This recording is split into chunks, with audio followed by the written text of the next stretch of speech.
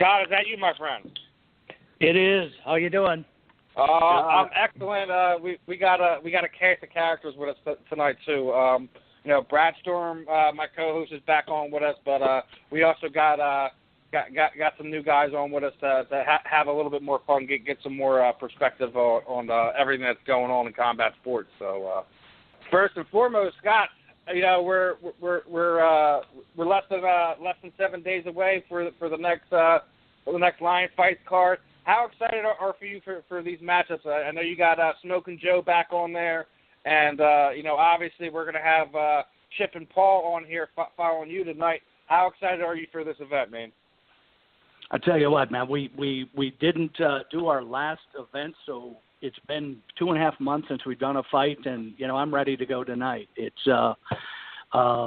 something we're so excited about. Being back at Foxwoods, good friends of ours, and to be able to bring a stacked card like this, it's one of the reasons I think Lion Fight's grown so fast. You mentioned the co-main event, the cruiserweight title with Paul Banasiak and Chip Maraza Pollard.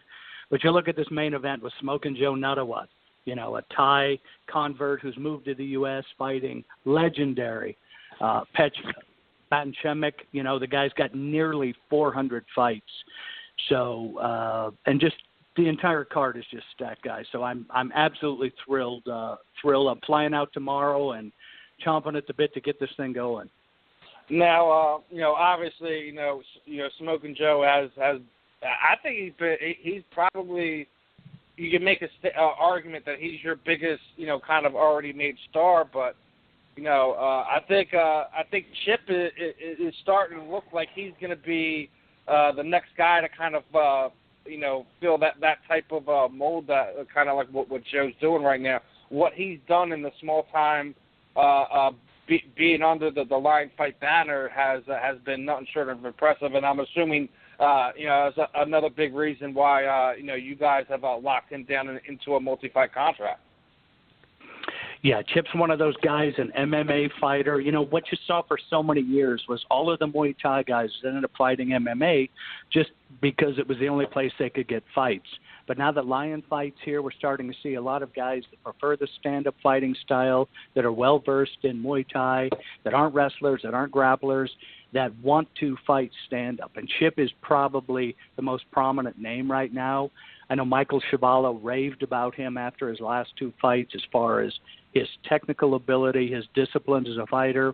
And I think it's time for America to start getting into the international narrative about Muay Thai fighters. And that was one of our charges initially, was to bring in, the big Thai names, to bring in the big Europeans, but really foster our American fighters, give them an opportunity to fight on that stage. And with Chip and Paul, we have that. Both New England fighters, both East Coast guys. They've got a great fan base, both of them. They're both very well respected and well liked guys. You'll find that out when you talk to them later tonight. But it's something that the Lion Fight belt, that's what that carries with it. And a lot of people say, well, how many fights do they have? This isn't boxing. I'm putting Chip and I'm putting Paul in, they're at the peak of their careers. Same thing with Joe Nuttawat. We could build him up and put him in against a bunch of no-name guys. We're not going to do that. This is Muay Thai. This is Lion Fight. Let the chips fall where they're made. Absolutely, and it's starting to, as you said, it's starting to develop. It's starting to grow here in the United States. We've talked about with you about this in the past, and it's a great time for combat sports, especially because the growth you see outside of mixed martial arts. You're starting to see way more grappling super fights as well. So you're starting to see literally the combat sport world kind of grow exponentially, and it's kind of a beautiful thing to see, and I'm really enjoying this kind of see the growth that you guys are doing. One of the things I was talking about with you before is you guys have done shows in Vegas. You've been up there over at Foxwoods. I'm gonna keep beating you to death with this, man. when are we gonna start seeing it like here in Philly? Because that's something that I really think is kind of lacking in the area. We do have stuff in like upstate PA with some of the other kickboxing organizations, but that's kickboxing. It's not Muay Thai. Well, you're definitely on our list. We're looking at 2018. We're going to be expanding in some other areas. We want to make sure that we're going into areas that are going to be very well supported. We're looking at California, Florida. We're looking at Philadelphia. We're looking at some other jurisdictions that have a good base of fan support with combat sports, folks that are fight savvy and understand what Muay Thai is. And I think you're going to see that over the next couple of years, a lot of expansion, not just in the U.S., but we're going to be doing some fights outside of the U.S.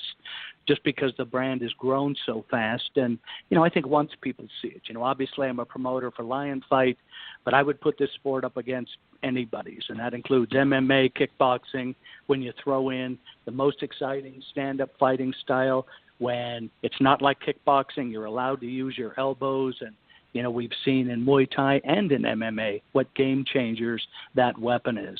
So I'm the biggest proponent. I mean, I'm out there screaming from the mountaintops of why this is such a great and exciting sport. And certainly the growth that we've seen is reflective of that. It's just getting people to see it, and that's our charge now. Hey, Scott, this is Brad Storm. How's it going? Good. How you doing, Brad?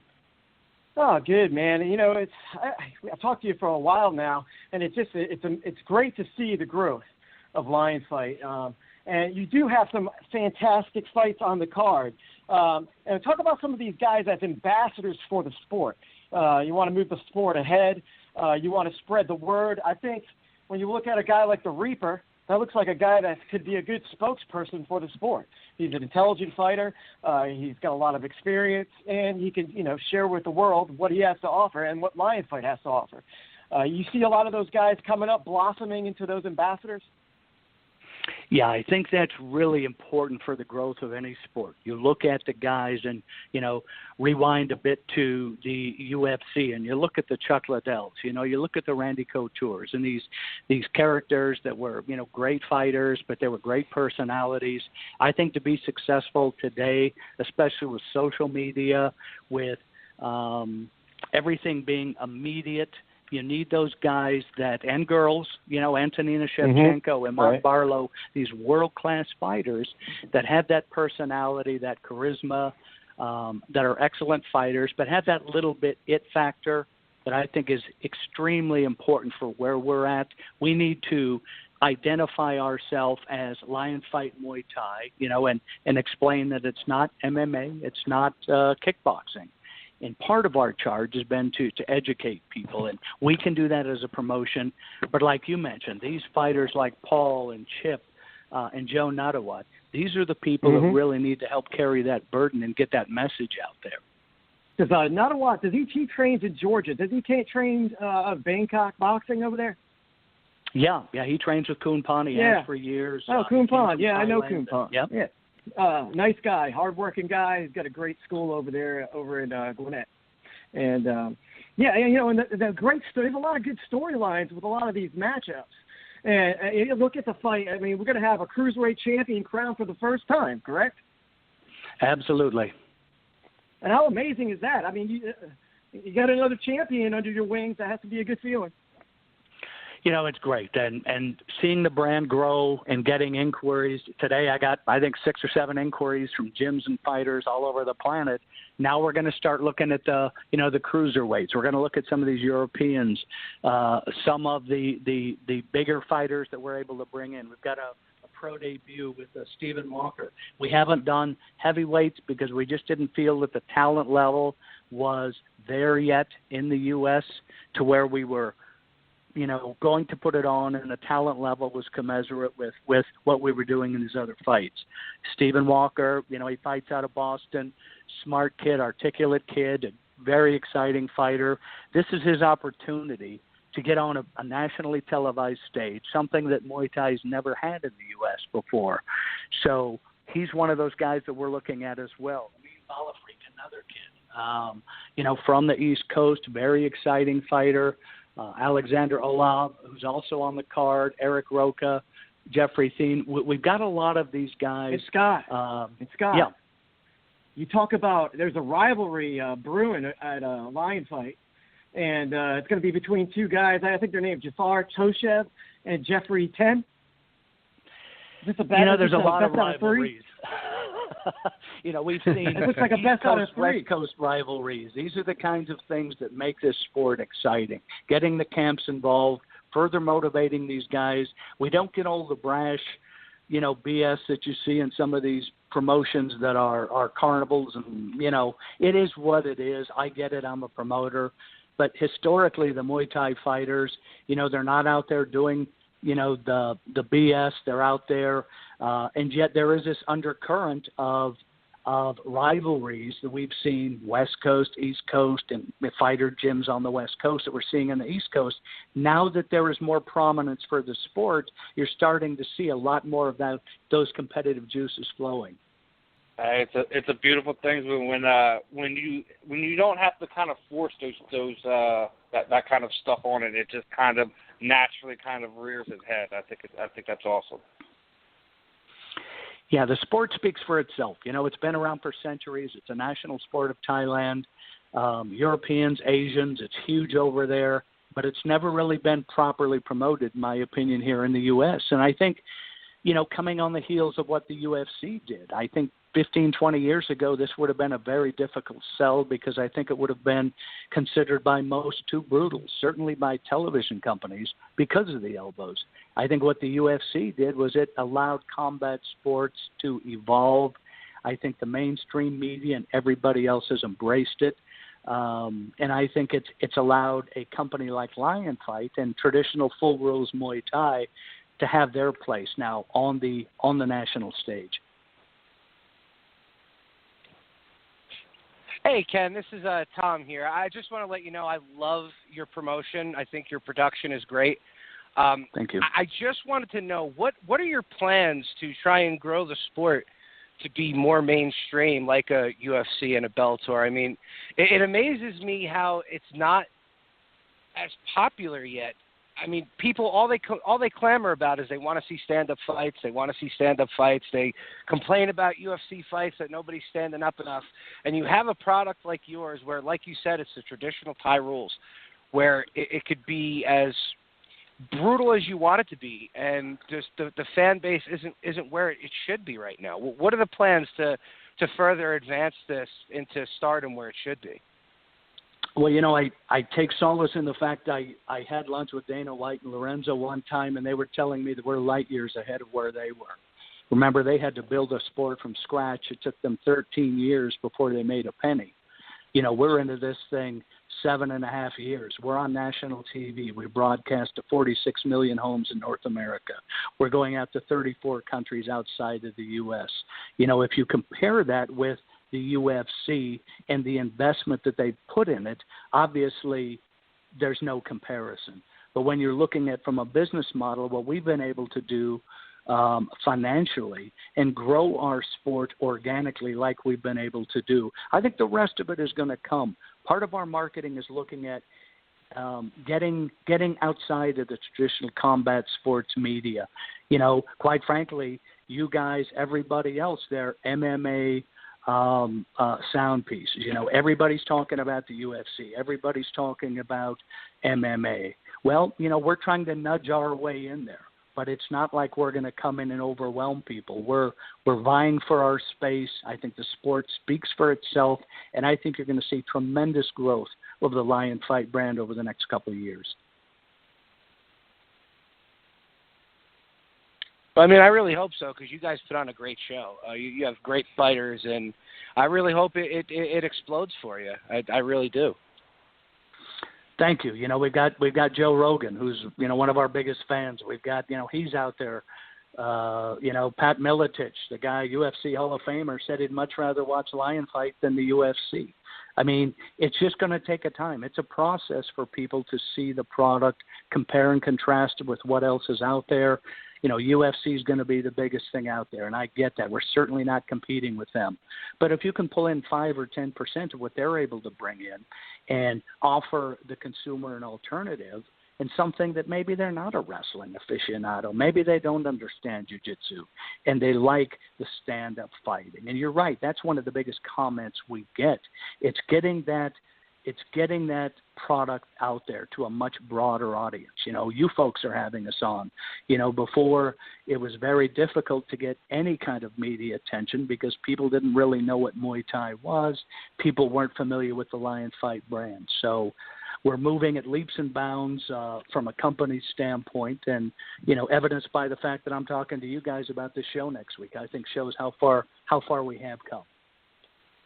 And just a real quick point before Tommy continues. I think another thing that would really help you guys is, like, a lot of times when you start looking up some of the fighters that are on the card, to tell how brand new Muay Thai is of being considered a sport is that it's really hard to find information on these guys, their records. There's not a dedicated website to Muay Thai like we do have countless sites like that for MMA.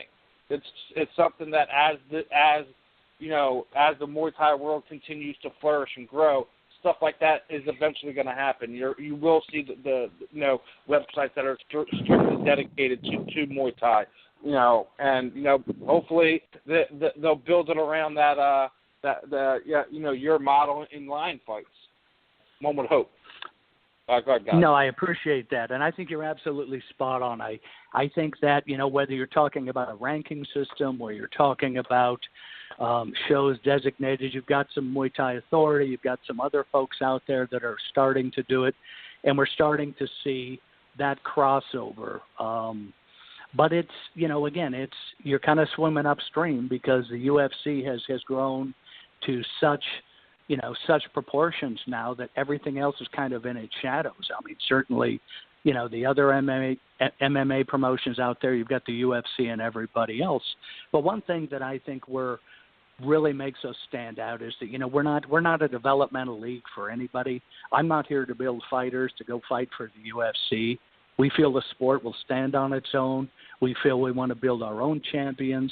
And we want people, when they start talking about combat sports and they start talking about stand-up fighting, I want Lion Fight to be synonymous with Muay Thai, like the UFC is with MMA.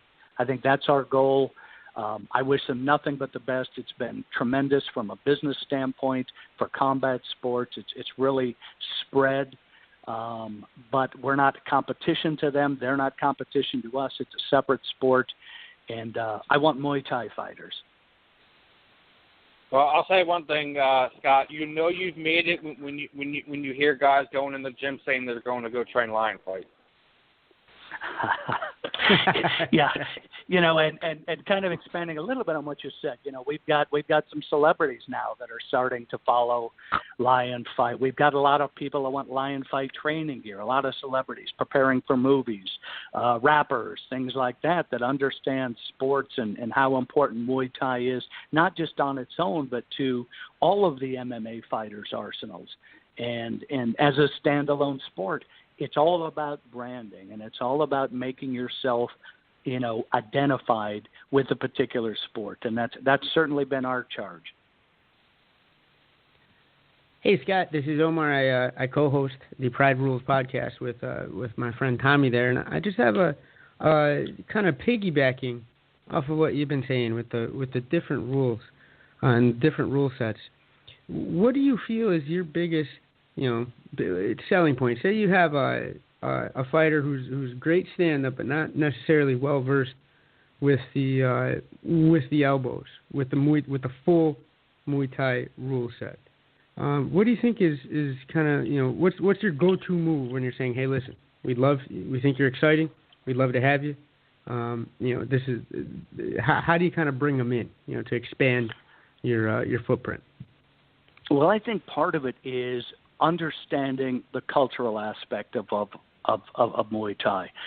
We have so many MMA fighters now, that are training in in Thailand just to work on their Muay Thai, just to work on their clinch, just to work on their kicks, and just to work on their elbows.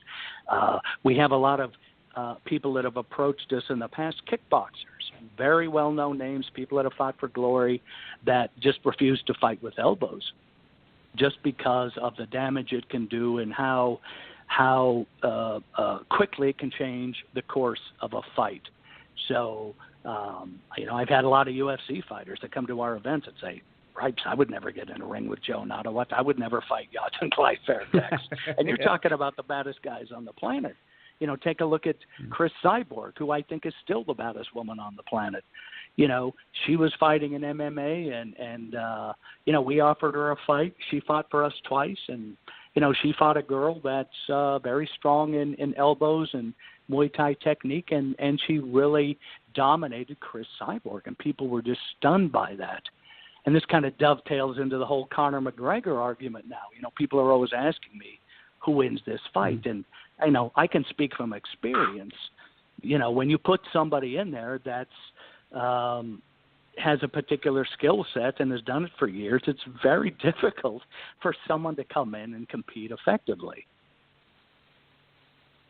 It's absolutely true. You're going to see kind of maybe like a duck out of water scenario in a lot of instances. Pivoting off of the discussion on boxing, where do you see most of the crossover for your fan base currently? Do you pull, like you were speaking earlier, pulling from MMA? Are you pulling more from MMA? Or are you pulling from some of the boxing heads, especially in the States, say, for example? I mean, where are you getting the traction? More MMA than boxing. The boxers have a particular skill set. They're stand-up fighters. They're not versed in kicks and knees and elbows. We have people that have fought amateur boxing. Some guys have had some pro boxing fights. But, it's a whole different animal. But we do see a lot of MMA guys. And again, some guys that got into MMA just because there wasn't any way to fight Muay Thai. And I think you're going to see a lot of that change over the next several years. We're not out recruiting MMA people, but they know if they want to fight Muay Thai, this is the place to come to do it. Hey, Scott, I got a question for you. It's really, I'm sure all the fight fans want to know. When does a guy start his Muay Thai career and fighting at Line Fight 37? He's got over 400 matches. When did he start fighting? A lot of they'll start training at 6 or 8 years old. They'll start fighting at 12 and 14 years old. Yeah. This guy's a former WMC, WBC champion, Rajadam Stadium champion, Lumpini Stadium champion. This guy is the man. He's serious. We're bringing him over to fight our world title belt holder in Joe Nattawut. And we did a post here a few days ago. When was the last time you saw a fighter with nearly 400 fights? I think he's got 345 victories. And people thought it was a misprint. Right. They're like, are you kidding me? No. The answer is you've never seen it before, right? He's like, he gets his hand raised. He's like, yeah, whatever. It's an extra 345 on the poster. I'm assuming he's the heavy favorite. It's flattering. It's flattering that we've got a guy like Petch, who trains with Buakaw, same gym, that we have a guy that contacted us, one of these multi-world champions contacting Lion Fight and wants to fight on our promotion. I mean, that just speaks fantastic. Volumes. Yeah. That's huge. Yeah. And that's how far, that just shows you right there how far you guys have come. Especially, I mean, how important is Access Television? I mean, serious. That's going to be something that's really important that helped you guys catapult to where you are. Yeah, I think Access TV was probably one of the best things that happened. Andrew Simon for fighting had come in to general. a couple of our. Yeah, but he gives us an opportunity to grow this sport. And from a business standpoint, you've got your casino deals, you've got your hotel deals, but when you can have somebody come in and pay for the production, have the reach that they have, it's extremely important. And I mentioned before why Muay Thai has never really grown. They've never really had a national and really an international fight base to work out of, like we do with Access TV. And you get Chuvalo, you get Pat Miletich, you get all these other guys that kind of come along with that. We did Inside MMA for a couple of years with Boz Rutan. Right. And, I was on their show. A lot of people saw that. A lot of people really, really took a look at Lion Fight. And I think that's extremely important for our growth. So, the big question, Scott, on the day is, man, what do you like to do when you're not doing business? Is there anything you like to do to just kick your feet up and relax a little bit? I was a casino executive here for 20-some years, so I was on call 24/7 for many, many, many years. Oh, and, yeah. this was kind of a labor of love for me, and I've just immersed myself in it. I'm on the phone 24/7. We're dealing with folks in Thailand and Europe and Australia. And, I'm passionate about it. I absolutely love what we're doing. I love the way Lion Fight is headed, and kudos for you guys for getting us on again and, chatting again and kind of buying into what we're doing. And it's a process, but we're well on our way. Well, you don't need to thank us. You got to thank your incredible PR department with Scott Zerg. Scott always hits us up, at least a month prior as they get. Or we're good for the week before. Absolutely, we're good for the week before. Whoever you want to put on here is. I don't even ask him anymore. I just say whoever you want to put on, and we do that, and that's what we do. Yeah, Scott does a great job. Yep. Absolutely. Got to throw him some love because he's the one that typically reminds me too. So, got to give Scott the love there. But now one of the things you touched on earlier that you guys are also going to be reaching out to shows outside of the U.S.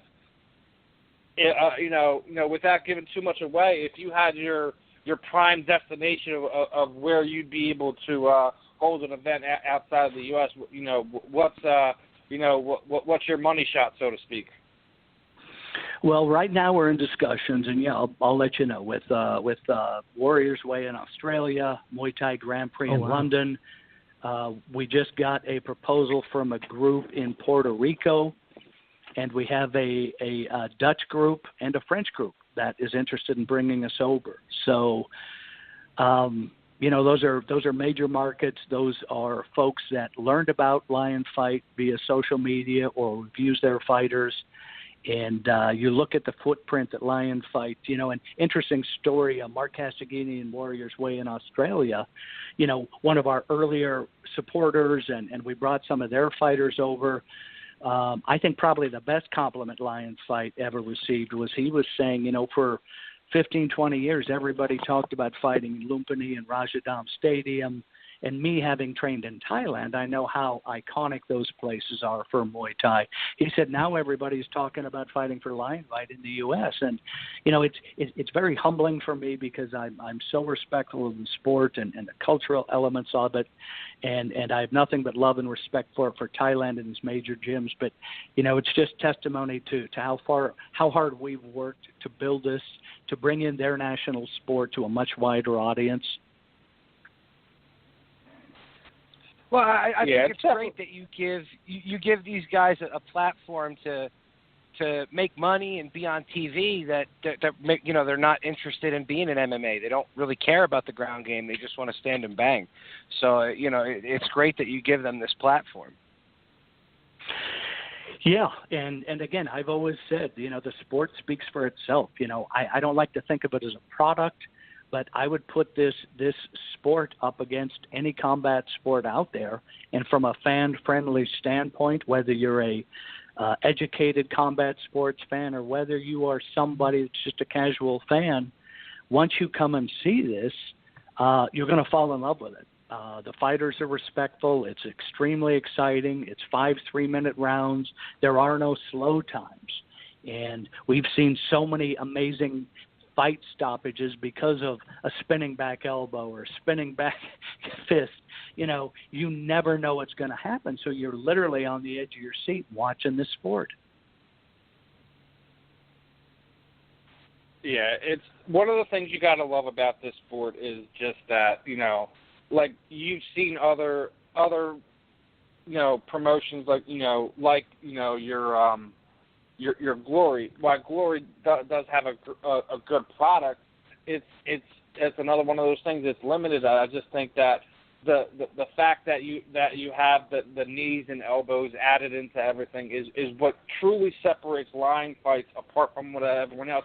And I think that's a big reason why you have these great fighters from places all over the world wanting to go fight for you, because they've realized this is what we've been waiting for, a promotion like this. They've been waiting for you to have a guy like you put a promotion like this in the forefront. To, like you said, you've been on Access TV. You've had, you've been talking to Boss about it. You've had, Michael Chavello on there. You got Pat Miletich, calling and stuff. You got Joe Rogan giving you love. And speaking of Joe, I gotta ask, man, you're ever gonna have a chance where maybe you can have him call a fight? Not like the whole broadcast, just see if there's something gonna be worked out where you could have him. Call one of Smoking Joe's fights, or whoever, maybe somebody that he has his eye on. Is that something that would be an idea or of a possibility moving forward? I would love to get Joe to do something like that. He has been to Lion Fight at the Hard Rock. He's come to our shows. I have no idea what his contractual arrangement is, but to have him as like a guest host for a fight like that, he's such a knowledgeable individual, not just on MMA, but on Muay Thai. He knows the history. He knows, he tells me, like, when he's training in his gym, he's watching lion fights. That's what motivates him. And he has such a wide reach. He's such a great ambassador for what the UFC and what MMA has done. And we certainly appreciate any exposure he gives us as well. I can always remember Joe Rogan on Fear Factor, where I think one of the contestants was pissed off or something, and he went up to Joe, and Joe just handled business. He's like, no, you don't know who you're messing with. That's the difference. I'll make you crap your pants, and this is Fear Factor. There's a lot of people that talk, and there's people that can actually deliver, and Joe is one of those guys. He doesn't come across as a know-it-all. He comes across, he explains everything very well, and you certainly sense his passion when he's doing a fight. And same thing with Michael Chavello. The guy's done world-class Muay Thai and MMA and kickboxing all over the world, and he absolutely is our biggest fan. And he's done so much for us. I love the guy dearly. He's been certainly someone that we've had a real privilege to work with. There's nothing better to find people in the fighting community that are like low-key and they feel like they're approachable. And a lot of these fighters, especially with the show that we do, fighters are so approachable. Back in the pro wrestling days in the 80s and the 90s, when I used to intern at WCW, there was like none of the wrestlers you couldn't talk to them. They wouldn't even let you have an interview. So it's just nice to see that, like Joe Rogan, a very down-to-earth guy, knowledgeable guy, knows a lot. But he's somebody that you could just, drink a beer with and shoot the shit with. I mean, yeah, he's very fan-friendly. That's what's great about you. You're very down-to-earth. You've been a hard-working guy all your life. This is your passion, and what better way to spread the word about what you love and tell other people you don't have to do a job that you don't like. You can go do something you're passionate about, because then it's not like work. That's it, guys. I mean, I've been so blessed. Casino industry, I've had such an amazing career, and I've been just so lucky to be able to, I've loved Muay Thai. I've trained for over 20-some years. I love the sport. I've been to Thailand. I've trained there. So, I understand it. I get it. I feel like I have a huge responsibility in maintaining the sport's credibility, both culturally and from a respect standpoint. And you meet our fighters, and they're the nicest guys you're ever going to want to meet. And I just think the time is right. Right. And I talked to Scott Coker at one point about K1, and I used to go to all of his K1 shows at the Bellagio and the Mirage, and it was probably a little too soon. They were focused to a Japan audience. People weren't really sure what to make of it. There were amazing fights, but now I think, in my opinion, kickboxing almost looks tame when you compare it with a fighter fighting with elbows. And, can you imagine an MMA fighter not being able to throw elbows or not being able to use one of his weapons? Yeah. So I think that's one of the biggest selling points for us going forward. And as you can tell, guys, I'm over the moon with this opportunity. We've been doing this 7.5 years. I love every day of what we're doing, and I hope that kind of passion comes through to our fighters and the presentation that we do, because we love this sport. We think we're committed to introduce this into the national narrative of combat sports, and let the people see why we are so excited about it.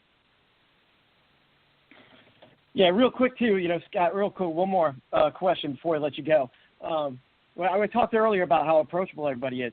As the decades go on, you think maybe 20 years from now that it's not going to be like that? Do you think that with like the fake news and everything that's going on in the world today, you think journalism will be shut down as far as who can gain access to certain fighters and who can't? But that's a great question. I don't know. I think the one thing that we have going for us is it's a martial art, and it's based on respect. You see the fighters come into the ring, they'll seal the ring. They do these things out of respect for the tradition of the sport. They'll pay homage to the fighters that have gone before right. them, the camps that have gone before them. So I think we probably are the most solid when it comes to people grounded in respect for the sport. And I think when you respect the sport, you're going to respect your fans, you're going to respect the media and the people around you. Media is the way it's just at another level now. There's always media. It's good media and bad media. Right. But I think it's like people. There's good people and bad people, and people that want to see you do well, and I'm sure there's people that want to see you fail. And, we're just going to surround ourselves with the folks that are buying into what we're doing. Well, I think that they're getting to the point where you don't really have to sell anything. They know what you got there, Scott. A lot of people do, even if we haven't gotten to that mainstream point yet. It doesn't really matter as long as you have your hardcores, and the hardcores will eventually trickle down to your casual fans and whatnot. So keep doing what you're doing, Scott. I have nothing but love and respect and for what you're doing. And everything that you're sacrificing to kind of put this sport out there in the forefront is great, and just keep doing it, man. More media will come around. It's not just the smaller podcasts and whatnot. All it really takes is the luck of getting that one guy who kind of transcends the sport. The UFC kind of has had a few of that. Boxing has had its more share of it. You'll have yours too, my friend. So as we get ready to wrap the interviews, Scott, you always get love from us over here at Cage-Side Submissions, and hopefully from talking to you tonight, both Tommy and Omar are also do kind of the same thing that we do, is kind of show you guys love leading up to the fights, have some of your fighters on, talk to you guys, because I'm a guy when I'm doing this, it's all about combat sports at the end.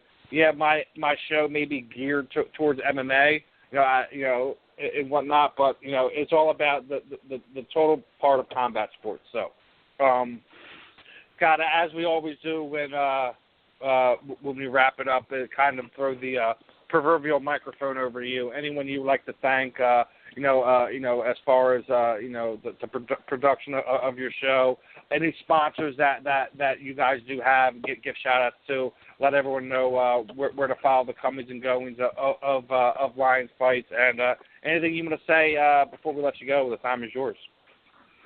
Thanks, guys. I really appreciate it. I follow Cage Side, so I'm aware of what you guys are doing, and you're having an impact. Like you said, you never know who's going to hear it. The right person's going to hear it.